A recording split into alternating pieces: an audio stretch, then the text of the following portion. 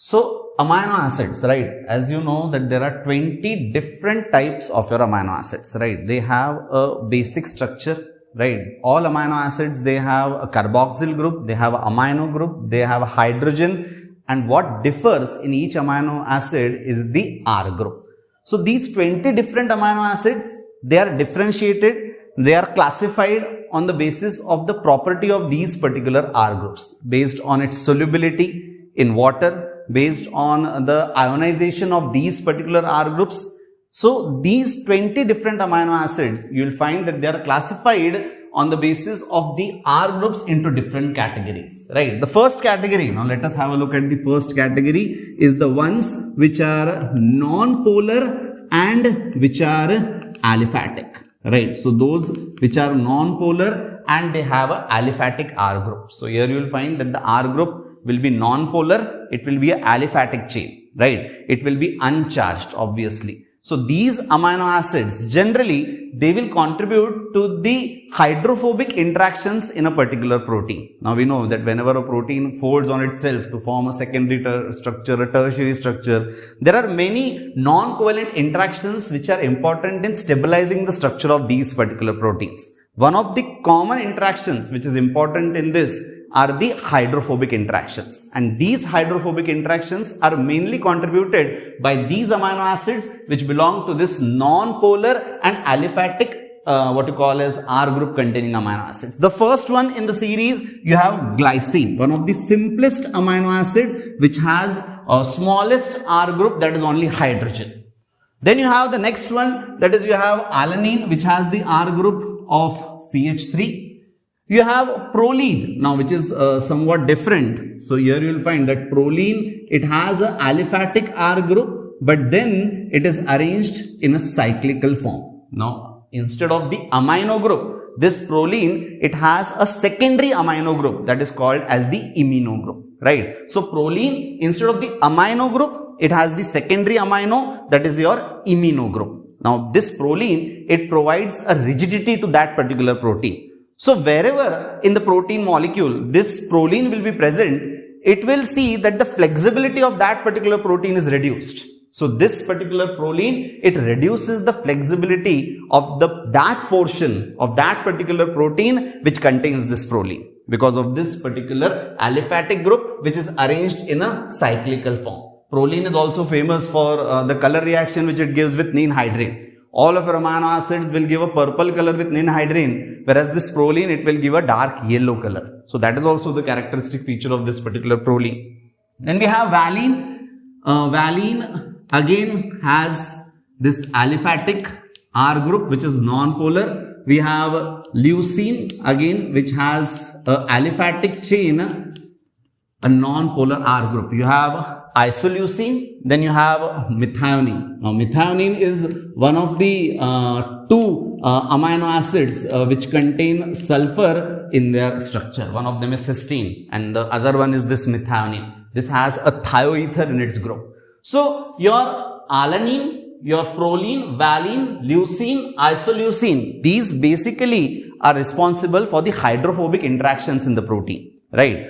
Glycine as such does not play a major role in these hydrophobic interactions because obviously its R group is very, very small. So it is not basically involved in that. Proline, as I told, is involved in providing the rigidity to that particular protein, to that particular structure, reducing the flexibility of this particular protein. Right. So these are some of the characteristic features of these non-polar aliphatic R group containing amino acids. So you have glycine, you have alanine, proline, valine, leucine, isoleucine and methionine in this particular group. You have certain amino acids, as you can see, your aspartate and glutamate, which have a negatively charged R group.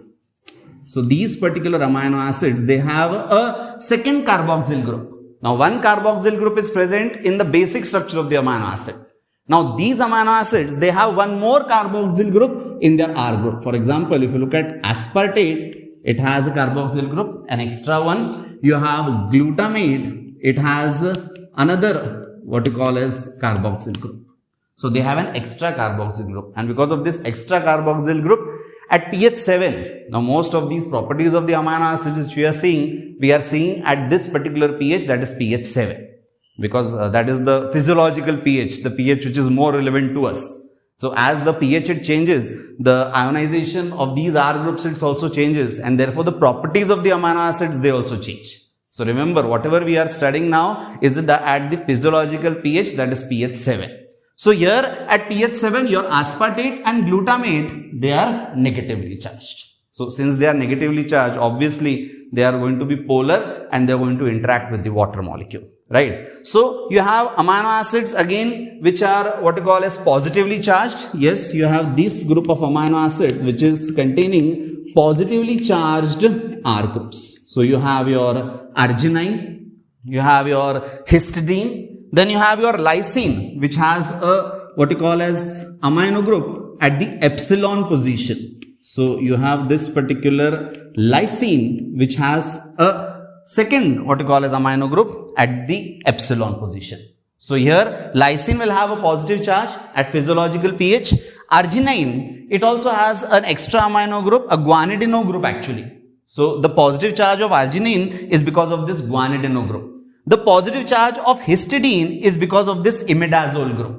So due to imidazole group in histidine, guanidino group in arginine and the epsilon amino group in lysine, these amino acids they have a positive charge. So they are sometimes also referred to as your basic amino acids, right? So here you will find that histidine is more what you call is in focus because it is the only amino acid which has the pKa of its ionizable group near neutrality, that is at pH 7. So it is the only amino acids among all these.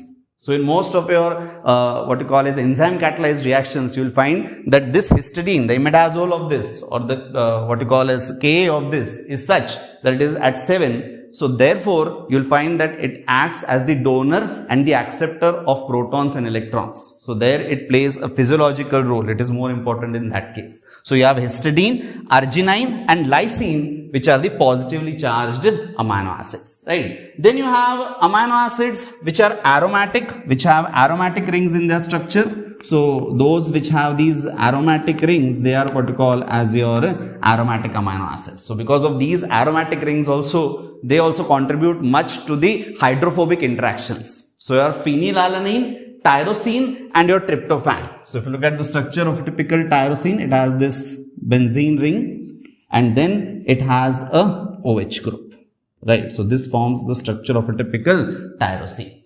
A typical phenylalanine, you will find that this particular phenylalanine, it also similar to your tyrosine except what you call as the OH group. So this forms what is called as your phenylalanine, tyrosine and your tryptophan. Aromatic, what you call as amino acids, mainly responsible for the hydrophobic interactions which are taking place inside the protein. These are more polar compared to phenylalanine because this has a hydroxyl group, right?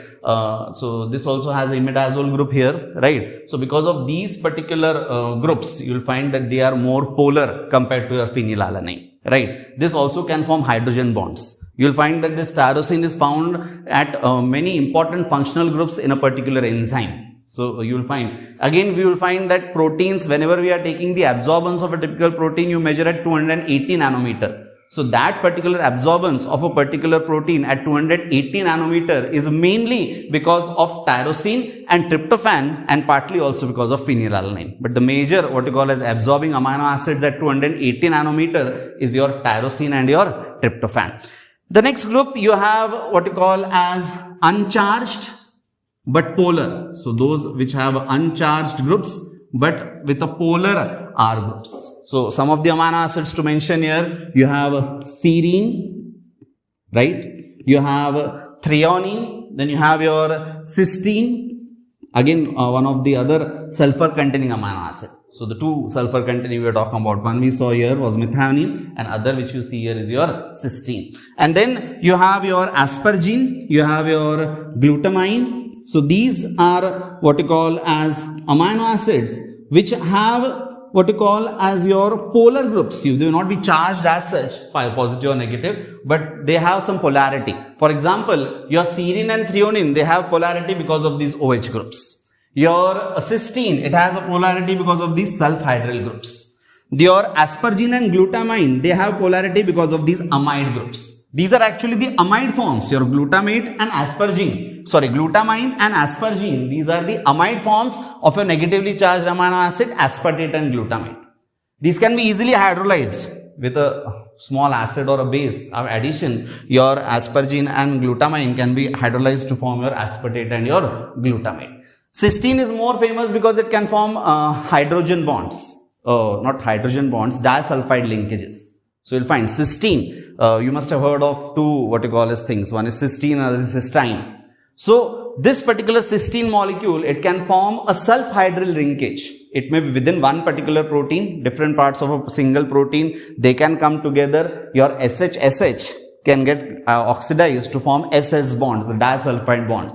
Probably the only covalent interaction which is responsible for stabilizing the secondary and the tertiary structure of the protein, that is provided by this disulfide linkage. And this disulfide linkage is because of the disulfide linkage formed between two cysteine residues to form a cysteine. It is also sometimes between two different polypeptide chains.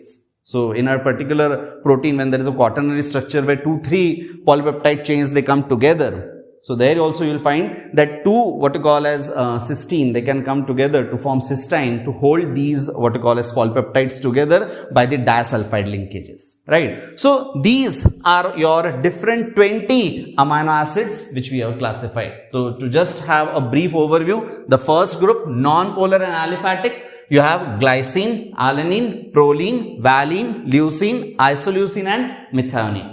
Positive and negative, positively charged you have lysine, arginine and histidine. Then negatively charged you have aspartate and glutamate. Then you have those which are polar but which are uncharged, which can interact with water and all. You have serine, threonine, cysteine, glutamine and your aspargine. Then we have aromatic group of amino acids, tryptophan, tyrosine and phenylalanine.